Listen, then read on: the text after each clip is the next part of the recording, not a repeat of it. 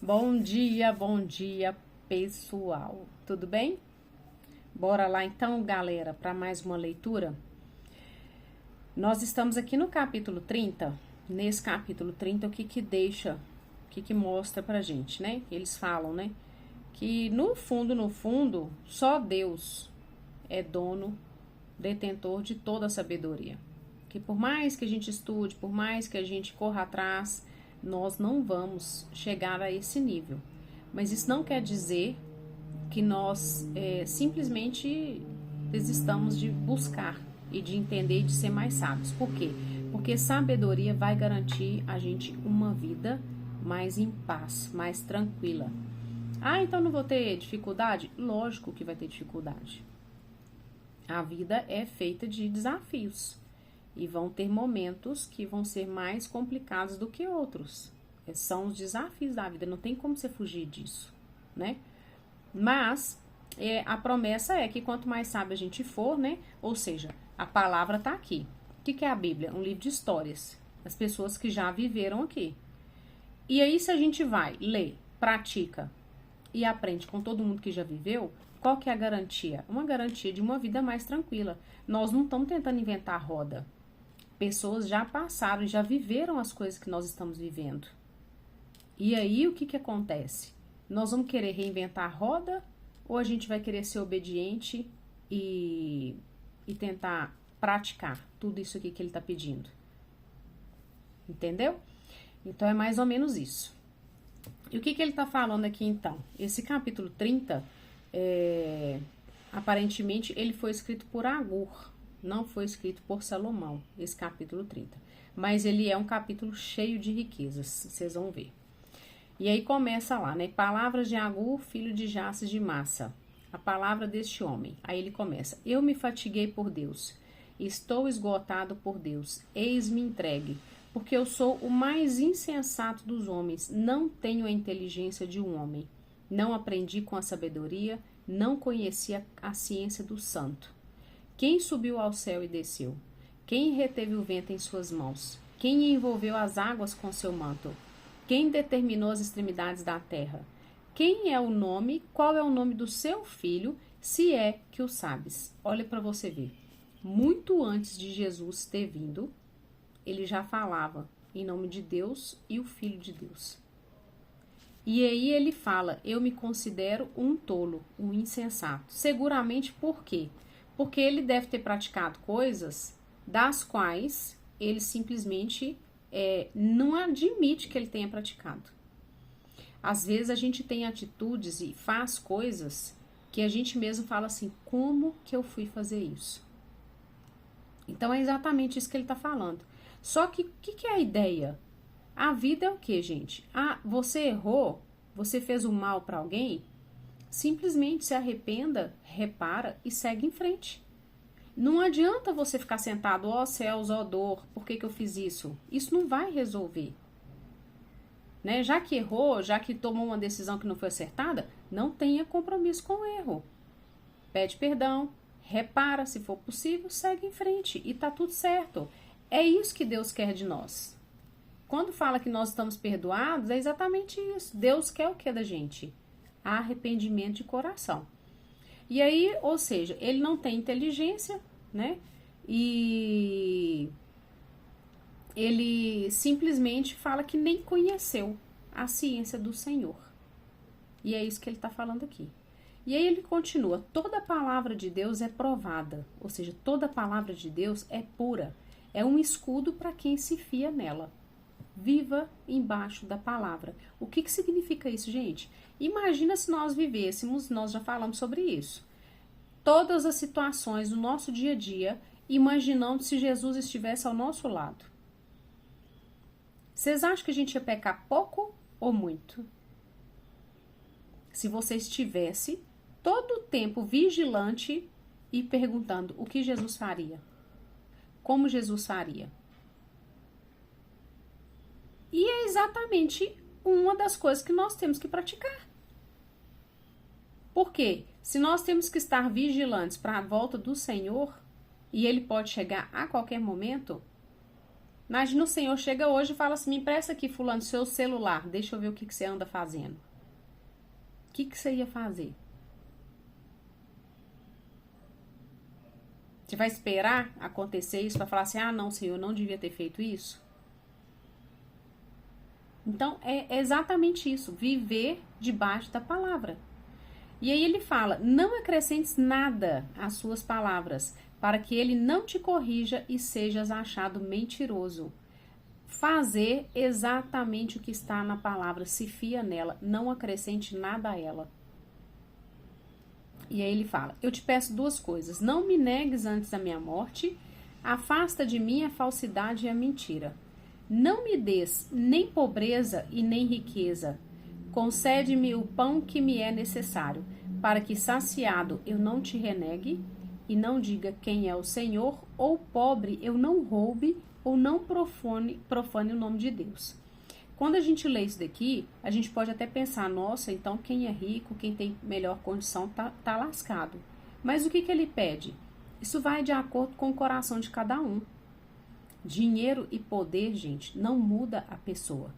Dinheiro e poder potencializa aquilo que a pessoa já é. E da forma que ele está falando aqui, ele não está confiante no que ele é. Ele não está atento ao que ele é. Então, o que ele está pedindo para Deus? Me dê o suficiente para eu não correr risco de ter que discernir, decidir, como ele já considerou lá em cima que ele não adquiriu inteligência. Olha o que ele está pedindo para Deus. Me dá o suficiente, porque eu não sei se eu vou ser capaz de discernir se eu posso ou se eu não posso fazer. Então, eu não quero te renegar, mas eu também não quero tirar do outro se me faltar. Imagina o que o cara tá tendo coragem de pedir para Deus. Então não tem nada a ver, ah, você não pode adquirir riqueza. Não. Agora, você pode sim ter consciência de quem você é e imaginar, Senhor, se isso daqui for para te ofender, se acontecer isso na minha vida e levar com que eu te ofenda, não permita que aconteça. Você tem coragem de fazer isso? Olha que responsabilidade. Não me dê além para que eu não te ofenda. E não me dê a menos para que eu não haja de forma ilegal e incorreta com os demais. É exatamente isso que ele está pedindo. Não calunize um escravo junto ao seu senhor, para que ele não te amaldiçoe e sofras o castigo. Não caluniar, gente, não é só o escravo, não. Calúnia tá errado. Calúnia é uma mentira. Calúnia é mentira, independente. A pessoa pode ser igual você, tá acima, tá abaixo, tá errado. Mentir tá errado. Nós precisamos observar isso, né? E outra coisa, para que não sofras o castigo, não se levantar contra o fraco. Por exemplo, imagina que você vai comer em algum lugar, a pessoa que está servindo vai lá e faz uma coisa errada. Será mesmo que precisa de você ir lá e dedurar o cara pro gerente? O cara correr risco de perder o emprego? Deus sempre vai estar do lado do menos favorecido. Será mesmo que precisava de você fazer um barraco todo, uma arruaça toda? E outra coisa, você imagina que às vezes não é nem calúnia, às vezes é verdade. Só que, se for uma pessoa mais fraca, uma pessoa mais sensibilizada, uma pessoa que tem mais dificuldades de recurso, aquela verdade ali, dependendo da situação, vai ajudar? Será que às vezes não é melhor você chegar até ela e fazer aquela correção fraterna? Ao invés de ir lá e fazer um escarcéu e dedurar? Tudo isso tem que ser avaliado. Como Jesus faria? Jesus ia agir de forma que o cara perdesse o emprego? Ou será que ele ia virar e falar assim, ô chegado, não faz isso não? Né? É isso. Há uma raça que amaldiçoa seu pai e não abençoa sua mãe. Há uma raça que se julga pura e que não o que não está limpa de sua mancha. Não maltrate seu pai e sua mãe.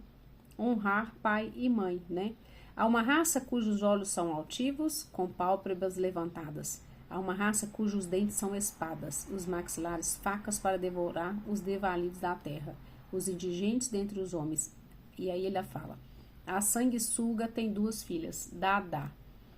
Ou seja, ela nunca está satisfeita. E aí continua. Há 3 coisas insaciáveis, 4 mesmo que nunca dizem basta. A habitação dos mortos, ou seja, quanto mais gente morrer, mais nunca vai acabar a vaga, né? Nunca vai acabar a vaga na habitação dos mortos. Pode morrer gente todo dia, não tem limite. Sempre tem lugar para mais um. O seio estéril. E aí o que acontece? Independente da decisão de cada um de querer ter filho, de não ter filhos, biblicamente falando, ele considera um casal que se juntou em matrimônio, se eles não conseguem ter filhos, a Bíblia entende que ele vai estar insaciável e que pode acontecer de ficar insatisfeito por causa dessa situação. Por que eu não consegui ter um filho? Então, ele considera que é insaciável o seio estéril. A pessoa vai ficar insatisfeita, porque é um princípio. Ah, mas se você não quer, cada um está fazendo a sua escolha, não é assim? Nós estamos falando aqui do princípio da Bíblia, e é o que ela considera. O solo que a água jamais sacia, claro, você está regando uma planta, toda vez você vai continuar regando, não tem limite. Sempre que você regar, mais ela vai querer, né? É assim. E o fogo que nunca desbasta. O fogo, quando está queimando, ele não fala, parei por aqui, né? Já daqui a pouco eu vou queimar mais um pouquinho. Não, ele é consumidor. Ele queima tudo que tiver na frente dele. Os olhos de quem zomba do pai e de quem recusa a obedecer a sua mãe. Gente, não maltrata seu pai e sua mãe, por pior que eles sejam. Honrar pai e mãe. Sempre tratar de ter uma convivência respeituosa. Não precisa ser melhor amigo. Não vamos romantizar as coisas. Às vezes não é possível e pronto. Mas não honrar pai e mãe, você está descumprindo um princípio. Exatamente isso. Você está descumprindo um princípio. E não é regra. Não é mandamento. Foi feito por quê? Porque os princípios não estavam sendo cumpridos. E aí fizeram os mandamentos. Então, não é que você está descumprindo a regra, é um princípio, tá? Há 3 coisas que para mim é um mistério. 4 mesmo que eu não compreendo. O voo da águia nos céus, o rastejar da cobra no rochedo, a navegação de um navio em pleno mar e o caminho do homem junto a uma jovem. Ou seja, ele não entende, é um mistério. Como que o navio, naquela época, sem GPS, sem nada, navegava? Como que a águia vai naquela altura toda? Como que a cobra sai rastejando no rochedo? Ainda sabe o caminho que ela tem que ir. Ele não entendia isso. E aí ele fala, tal é o procedimento da mulher adulta. Come, depois limpa a boca dizendo, não fiz mal algum. Ele não consegue compreender isso. Como que uma pessoa faz o que faz, adultera, limpa a boca e fala, não aconteceu nada. Ele não consegue entender. 3 coisas fazem tremer a terra, há mesmo 4 que ela não pode suportar. Um escravo que se torna rei, um tolo que está farto de pão, uma filha desprezada que se casa e uma serva que suplanta sua senhora. O que acontece aqui, gente? Um escravo que se torna rei, nós já falamos sobre isso. Como que um escravo se torna rei sem preparo? Sem ter a mentalidade de um rei, sem ter sabedoria. Imagina o tanto que um escravo é judiado. Será que quando ele estiver lá no topo, ele não vai querer vingar? Será que as decisões dele vão ser acertadas?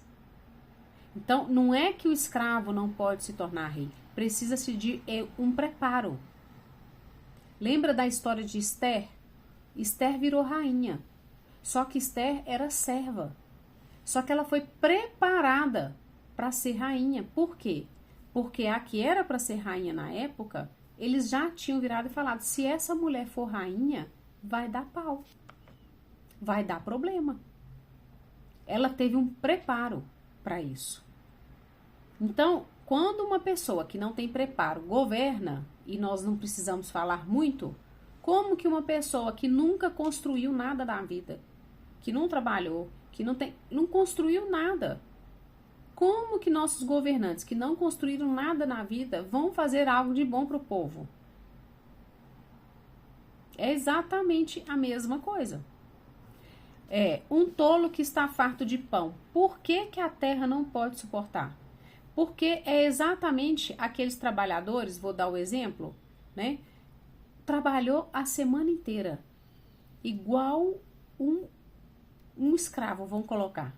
Mas se tiver uma cervejinha no final de semana, tá tudo certo, as forças foram renovadas. Se tiver uma picanha e uma cerveja, tá tudo resolvido. Vocês conseguem entender por que que abala? Porque uma pessoa satisfeita, conformada, ela não cresce. Ela não vai adiante. A gente precisa ter ambição. A gente precisa construir coisas. Nós precisamos ser melhores. Nós precisamos ensinar os nossos filhos a ser melhores. Olha a sociedade que a gente está vivendo. Se nós tivéssemos a informação que nós não temos, se eu tivesse toda essa informação antes, eu poderia ter, sei lá, feito coisas muito diferentes.